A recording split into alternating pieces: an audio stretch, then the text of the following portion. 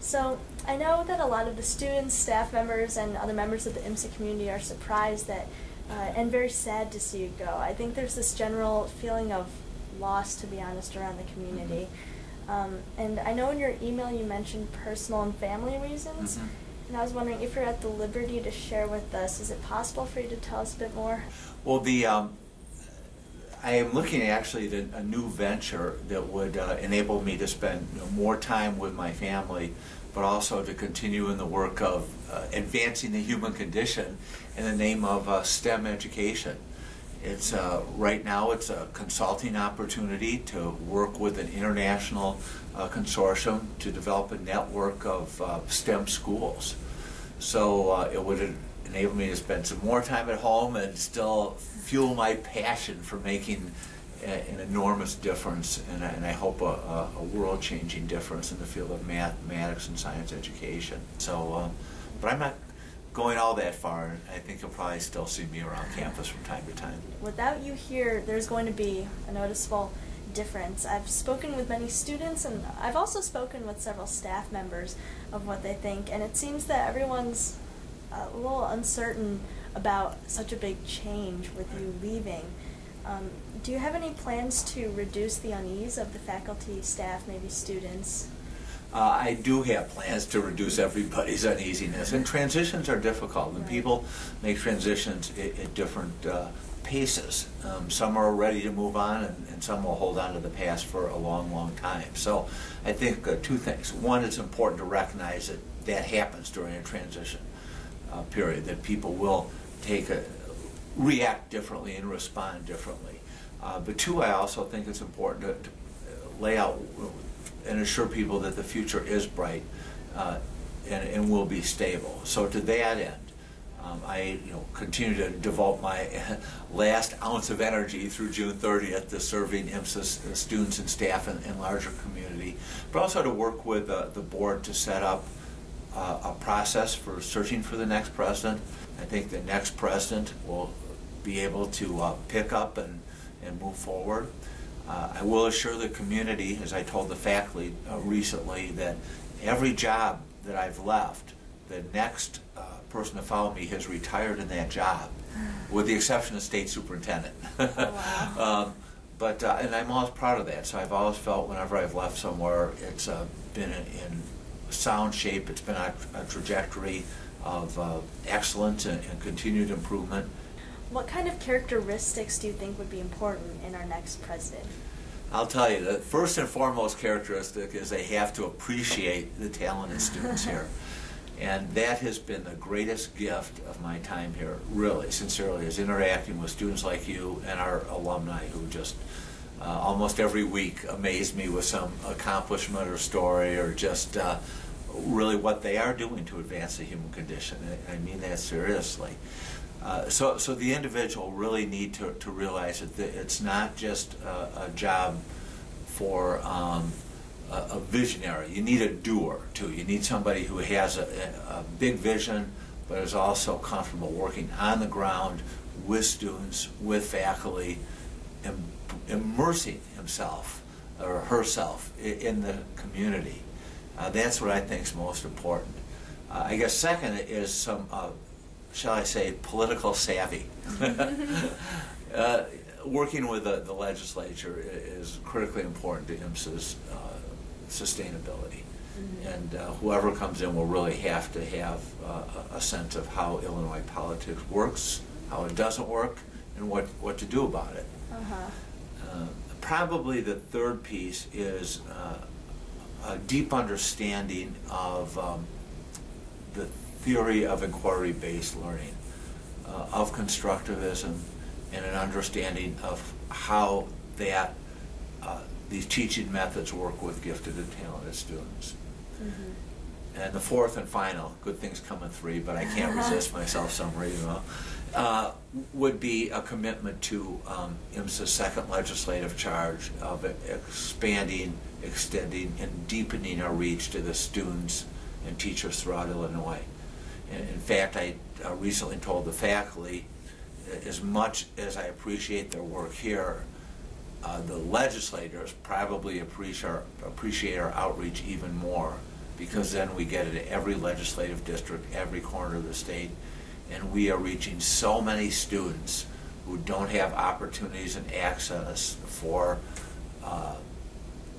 the kind of teaching and learning that we do. I mean, it just makes such a difference to literally 10,000 students a year that we can reach them. And so we'll need a new president that understands that that is equally as important as what happens here on campus. IMSA is clearly a place for building future leaders, and I'd go as far as to say you're evidently one of the best examples we have here as a leader. So if an IMSA student, let's say, were to be one day in your place, a president of a unique school like this, what advice would you give them based on your experience as a leader and as a president? I think first of all to be a good listener. I have learned so much from listening and learning. I think a good leadership needs to be driven by the mission. I mean, honestly, Summer, I wake up, I think about our mission statement every day. I mean, I come in here and think about what can I do, what can we do, what can our field services, what can our community do to make people's lives better.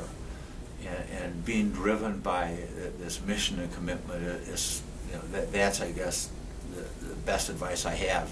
If you don't believe in this mission, if you don't embrace the belief statements that we have here. My personal favorite is diverse perspectives and rich understanding and enhanced discovery and creativity. I mean, I believe that with all my heart. Look at this great diverse campus we have. So the leader really has to live and breathe the mission and beliefs of IMSA. And then the leader has to be a person of action, because I think too often it's too easy sometimes for leaders just to pontificate and just to think big but not to do big. And leaders really need to be able to roll up their sleeves, get their hands dirty, do the hard work of leading. I think the final piece of advice is to, the key to good leadership is to develop other leaders. And as I'm leaving IMSA, one of the accomplishments of which I'm most proud is some of the leaders that we have here. The faculty members, some of our RCs emerging as leaders, some of our staff in field services, Ms. Breitzer, who I hired. I mean, I'm so proud of how I hope I've created a culture that supports leadership and develops leaders. So those are a few words of wisdom. What do you feel is your greatest strength, and what do you feel is your greatest weakness? The greatest strength. I think one is relating to people. I really like people, and I think that's important for a leader, and I think it's helped me succeed here with of all ages, all kinds, those who are excited about change, those who hate change, young, old. I think it's really important. It's something I've always just really enjoyed, and I don't know if it's something you're born with or developed, but I love the fact that I know all the seniors' names. So greatest weaknesses, frankly, I think sometimes I lack focus. I find it very easy to focus on too many things at once.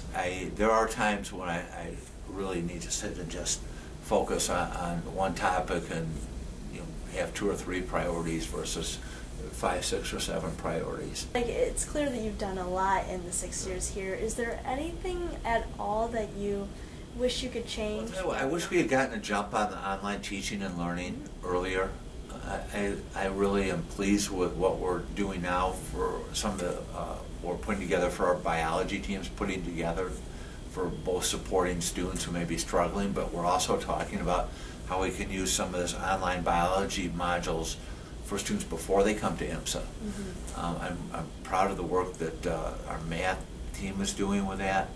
So I wish we had gotten a jump on that in maybe 5 years ago, because I think we really could have helped not just IMSA students, but students across the state more. So I'm excited where we are, and again, where that's going to go, but gosh, I wish I could have started earlier. And then the other thing, frankly, that still, and I don't know if you're going to ask me this or not, so I'll ask myself, what do you wish you had accomplished, Dr. McGee? I wish I had been able to reduce the attrition rate. Every student that leaves, I feel a deeply personal sense of loss and frankly take some responsibility for it. I believe, I mean, there will always be some students who leave, just like in America, full employment is still, there's 4% of the workforce is unemployed, so there's probably 4 or 5% that will always leave, but we really need to have our graduation rate be over 90%, our attrition rate be under 10%, and that continues to be my biggest frustration, that we can't keep every student we admit here through graduation. If you could travel to any time period or anywhere in a time machine, where would you go? I'd like to go back and spend some time with some really terrific thinkers, if I had the opportunity. So I'm not sure I could live in the very well or very long in the era of Confucius and Plato and Aristotle, but frankly, I think that so much of what's important today in terms of ethical systems, in terms of frankly thinking about improving the quality of life for people around the world, it has its origins in Aristotle, in Confucius, and some of these incredible philosophers whose contributions have lasted centuries. So frankly, to sit at the feet of Socrates, to share a glass of stamped wine with Aristotle, to drink tea with Confucius, I guess any one of those would be where I would like to spend my time. The working with you and you, Summer, your students, the faculty, the staff, the alumni, has been a gift second only to having my own children and grandchildren. And I intend to stay connected through the IMSA Fund and occasional visits and this growing international STEM network. But I deeply respect and sincerely love each and every one of you, and hope that our paths cross again many times in the future. But then let me just add one last thought, and you probably all know what this is. So even though I'll be gone, the mission will remain, and that mission is to ignite and nurture creative, ethical, scientific minds that advance the human condition. Thank you.